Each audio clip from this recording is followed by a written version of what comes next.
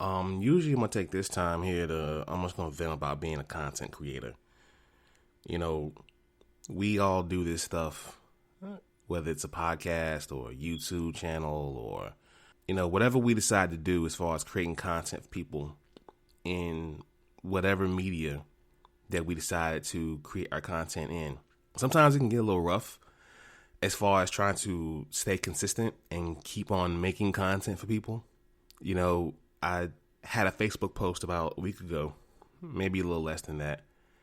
And I asked myself, or I asked friends, I don't know which is worst, having all the time in the world and can't think of a single thing to create, or you got hundreds of ideas running through your head and you feel like you ain't got enough time to create them.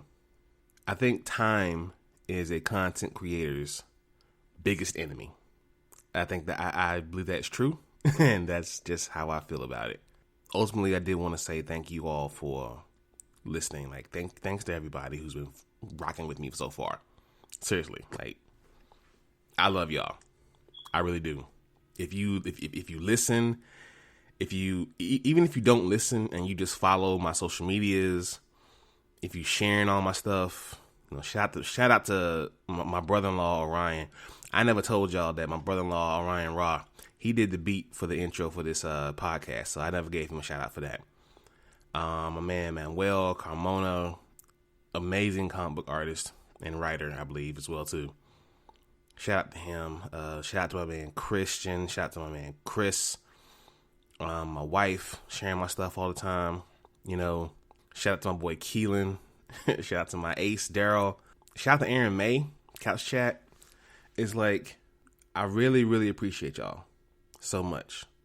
Shout out to my old boss Joe. Old man Joe. Love that guy. But yeah, just thank y'all for real. I just want to take the time to say thank you. I really do appreciate all the love y'all share me. Y'all, all the love that y'all share with me, and the fact that you share my content in any way, shape, form, or fashion. I appreciate you so much.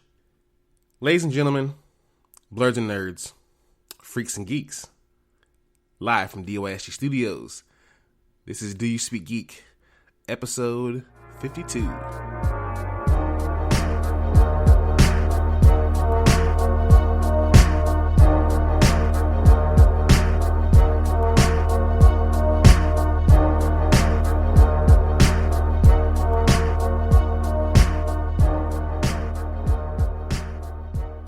Yo, what is going on? This is Do You Speak Geek? I am your host, Nix, bringing to you live from DYSG Studios. Thank you so much for listening. Thank you for following. Thank you for subscribing, and thank you for listening. If you have just joined us for the first time, welcome. I welcome you guys to the ride. I am Nix. This is Do You Speak Geek, episode 52.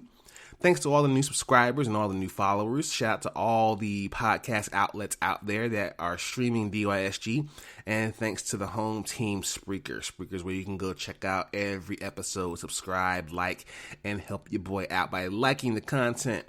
DoYouSpeakGeek.com, the central place for everything DYSG. Please go there and check us out. Also, social medias, Facebook, DYSGFB, Twitter, DYSG_tweets, and Instagram at Do You Speak Geek.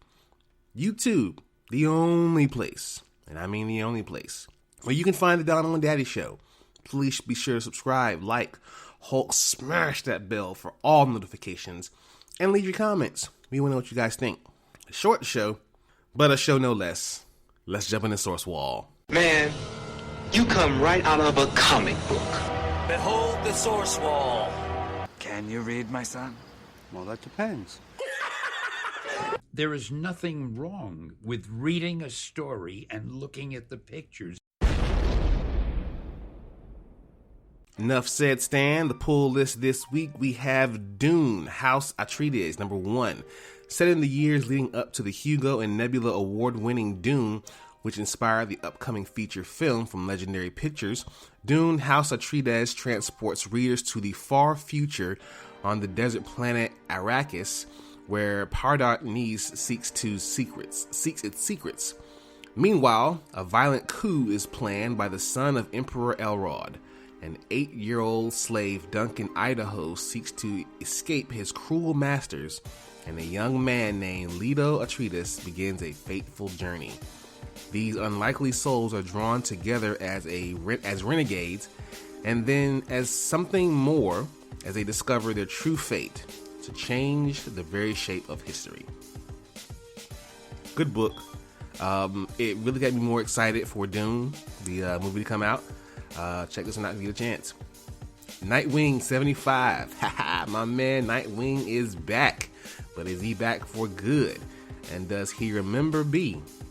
With the help of Batman, Batgirl, his Teen Titan friends, and even Alfred, Nightwing must decide for himself which path to take. Then, when KGB discovers Nightwing is still alive, his street credibility is on the line if he doesn't go finish the job he started when he tried to kill Nightwing and missed. Nightwing better watch his back, because he is back for good. The Amazing Spider-Man 50.LR Last Remains. It's so huge it cannot be contained within the amazing pages of Spider-Man. Kindred's assault is so epic, it's going to sweep the other side of the spider heroes of the Marvel Universe up in its wake.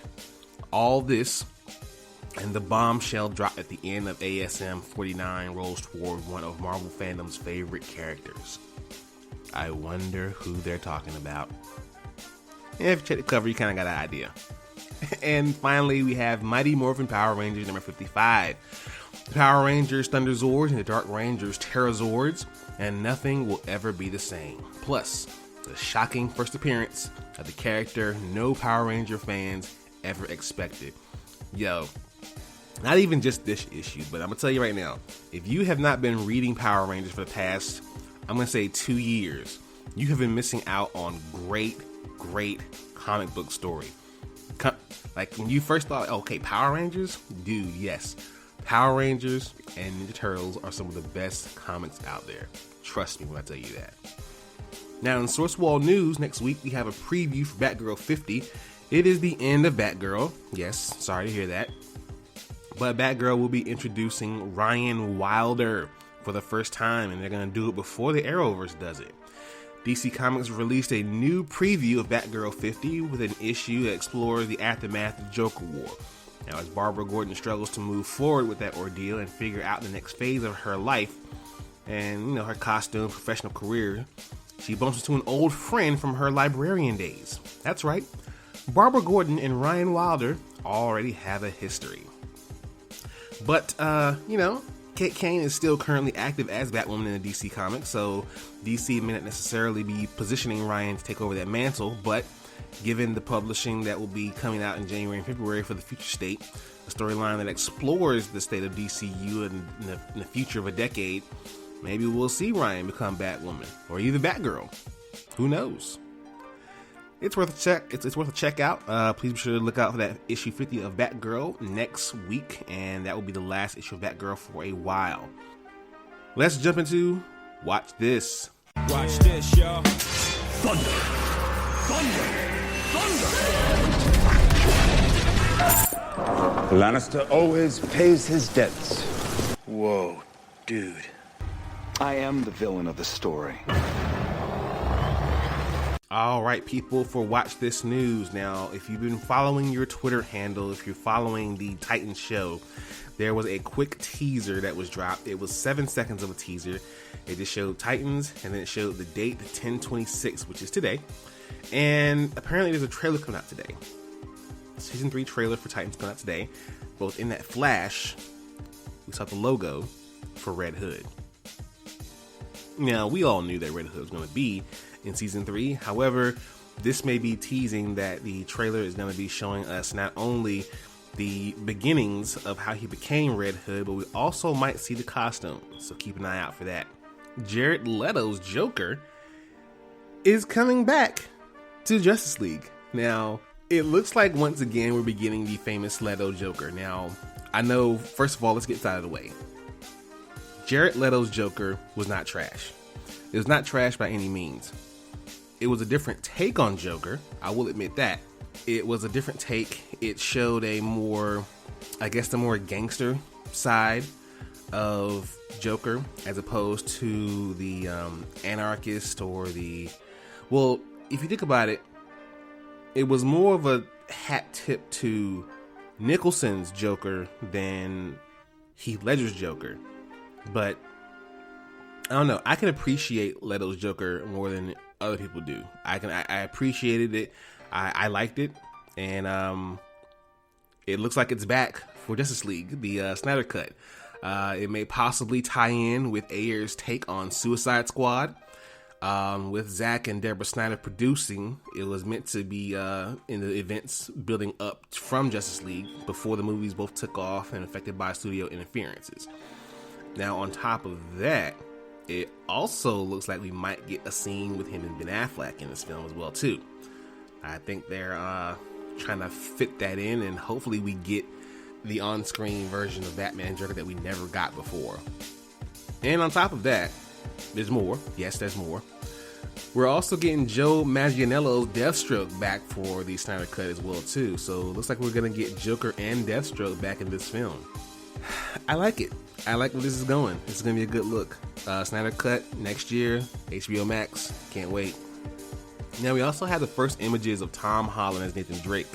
The first image is released. It was, I think it was released via Naughty Dog's Twitter account, and also showed on Holland's Instagram account as well, too. Poised on a what seems to be like a rock or cliff. Tan color shirt, cargo pants, and of course the classic ring like I wear around my own neck. The Sic Parvis Magnum.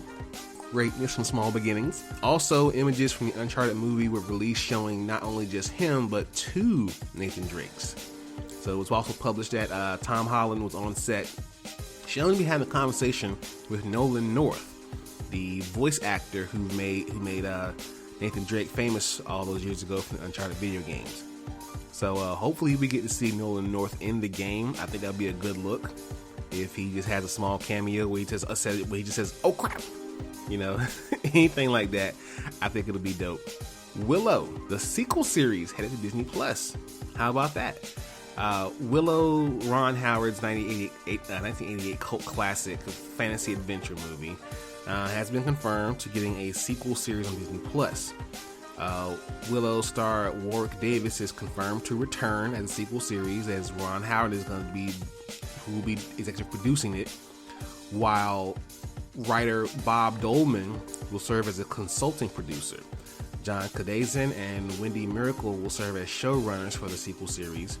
In a press release, Lucasfilm's president Kathleen Kennedy said John Chu's vision, coupled with the writing of John Cassaday and Wendy Mercy, is going to take Willow into new and exciting directions for the series. Okay, now the premise of the show will take place years after the events of the original film. It introduces all new characters to the enchanted realm of fairy queens and two-headed Ambroski monsters, and welcomes back its namesake hero, Willow Youthgood, performed once again by the unmatchable Warwick Davis. Shooting for the show will take place in Wales, where the original film was shot. I think it'll be good to see. Not a lot of people I know out there are fans of Willow, or at least just not admitted fans, but there are people out there who love the show, who love the movie, and I think they'll love the show as well too, so it'll be a good look for Disney. Well, that wraps it up. Like I said, short show today, but it was great. Good hanging out with y'all. But I'm gonna go ahead and get up out of here. Thank you all for listening. Thank you so much. Please be sure to subscribe to the content, listen to the content, like the content, follow the content. Please visit the website of doyouspeakgeek.com. Follow us on social medias, Facebook, Twitter, and Instagram. Check out the YouTube channel, subscribe, and Hulk smash the bell, like, and leave comments. As always, live to play to win to live. I speak geek. Do you speak geek?